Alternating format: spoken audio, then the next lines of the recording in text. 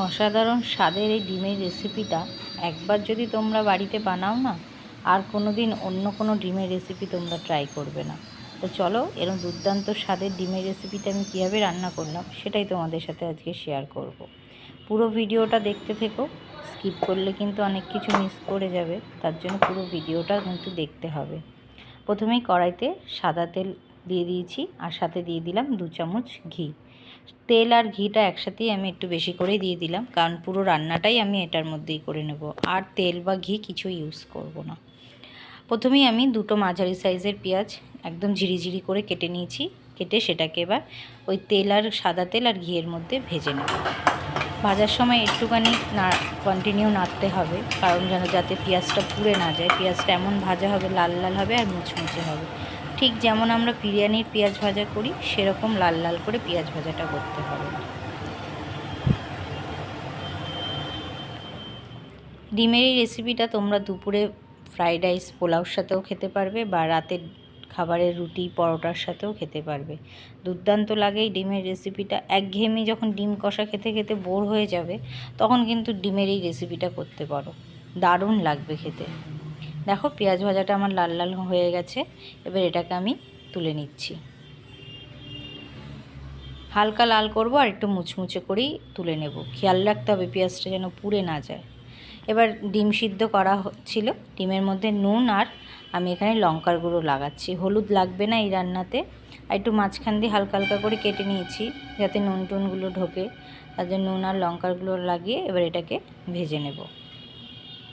খুব লাল করে ভাজবো না, হালকা একটা কালার আসলেই ডিম ভাজা করে তুলে নেব। তোমাদের এই রান্নার ভিডিওটা পুরো দেখার পর জানিও কীরকম লাগলো, আর কারা কারা ডিমের এই রেসিপিটা বাড়িতে বানিয়ে খাও তারাও কিন্তু অবশ্যই কমেন্ট করে জানিও। আর আমার রান্নার ভিডিওটা কেমন লাগলো সেটাও কমেন্ট করে জানিও। দেখো, হালকা কিন্তু একটা লাল ভাব আসার পরই আমি এটাকে তুলে নেব। চলো, ডিম ভাজাগুলোকে এবার আমি তুলে নিই। ভাজা হয়ে গেছে।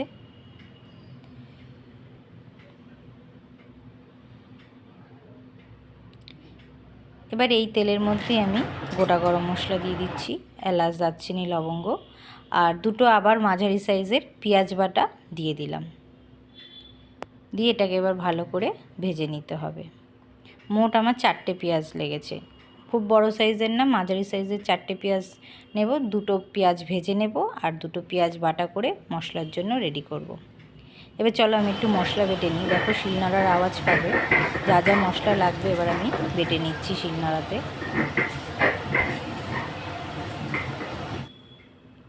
এবার এই ভাজা পেঁয়াজটাই মাঝে মধ্যে একটু নাড়া দিয়েও দিচ্ছি। হালকা একটু ভাজা হয়ে আসলেই আমি পেঁয়াজ ভাজার মধ্যে একে একে সব মশলাগুলো দিয়ে দেব। প্রথমে আমি এর মধ্যে দিয়ে দিচ্ছি আদা রসুন বাটা 1 চামচ, আর একটুখানি শিলনোড়া কাছি যেটুকুনি এসেছিলো সেইটুকুনি দিয়ে দিলাম। তোমরা চাইলে মিক্সিতেও মশলাটা করতে পারো, কিন্তু আমার শিলনোড়াতেই আমি বেশি ইউজ করি বলে তাই শিলনোড়াতেই মশলাটা বেটে নিয়েছি। এবার এটাকে একটু ভালোভাবে কষাতে হবে, আদা রসুনের গন্ধটা, কাঁচা গন্ধটা যাওয়া অবধি ভালো করে নুন দিয়ে লঙ্কার গুঁড়ো দিয়ে এবার এটাকে ভালোভাবে কিছুক্ষণ কষিয়ে নিতে হবে। যতক্ষণ না এটা দিয়ে কাঁচা আদা রসুনের গন্ধ চলে যাচ্ছে আর একটু হালকা তেল বেরিয়ে আসছে, ততক্ষণ এটাকে একটু কষাবো।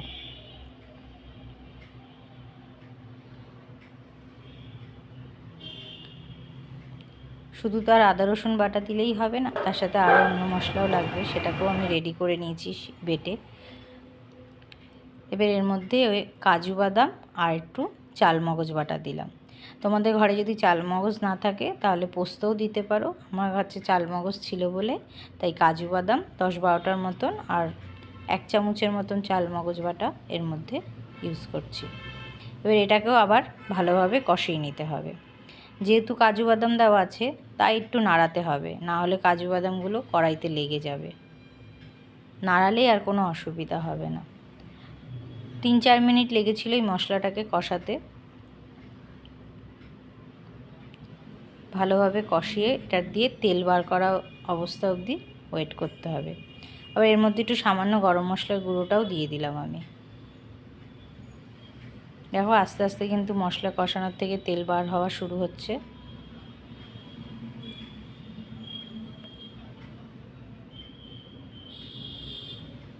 একটু নাড়াতে হবে কন্টিনিউ, যাতে নিচে না লেগে যায়। দেখো আমি নাড়াচ্ছি তাও লেগে লেগে যাচ্ছে, যেহেতু কাজু বাদাম দেওয়া রয়েছে তো তাই একটু হালকা লেগে আসে। ভালোভাবে এবার আমার এটা কষানো হয়ে গেছে আর অনেক তেল বেরিয়েছে দেখো। এবার এর মধ্যে আমি ভাজা ডিমগুলোকে দিয়ে দিচ্ছি। ভাজা ডিমটা দিয়ে আস্তে আস্তে ভালোভাবে একটু মশলার সাথে মিশিয়ে নেব। এখানে কিন্তু আস্তে নাড়াতে হবে, নাহলে কিন্তু ডিমগুলো ভেঙে যাওয়ার চান্স থাকে। ভালোভাবে মিশিয়ে মশলাটার সাথে ডিমগুলোকে নেব। এবার একটু সামান্য এর মধ্যে মিষ্টি দিতে হবে, কিন্তু মিষ্টিটা দিতেই হবে, না দিলে হবে না। সামান্য অল্প একটু মিষ্টি দিয়ে চিনি দিয়ে দিলাম। এবার এর মধ্যে দিয়ে দিলাম 1 কাপ দুধ। দুধটা দিয়ে এবার গ্যাসের আগুনটা ফ্লেমটা বাড়িয়ে দিয়ে এবার এটাকে ফোটার অপেক্ষা করব।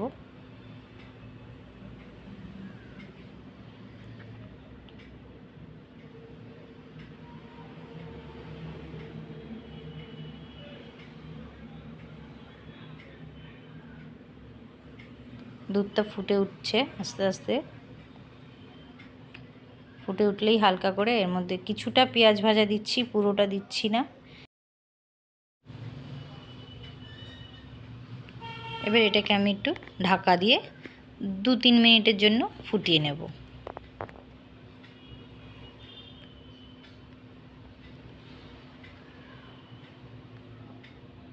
2-3 মিনিট পর দেখব যখন দুধটা অনেকটা ঘন হয়ে এসছে,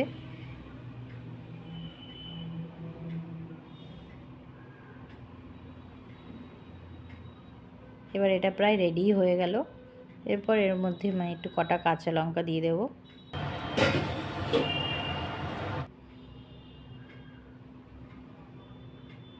আর ভেজে রাখা যে বাকি পেঁয়াজটুকু আছে ওটাকেও দিয়ে দেব। ব্যাস আমার রান্না কমপ্লিট হয়ে গেল। এবার চাইলে তোমরা এর মধ্যে একটু ঘি দিয়ে দিতে পারো, কিন্তু আমি আর দিইনি। দিয়ে 2-3 মিনিট ঢাকা দিয়ে রেখে তারপর পরিবেশন করে ফেলব। তা কেমন লাগলো আজকের এই ডিমের রেসিপিটা তোমাদের? অবশ্যই একটা লাইক কমেন্ট করে জানিও। আরও রান্নার ভিডিও দেখার জন্য আমার চ্যানেলটার পাশে থাকার অনুরোধ রইল।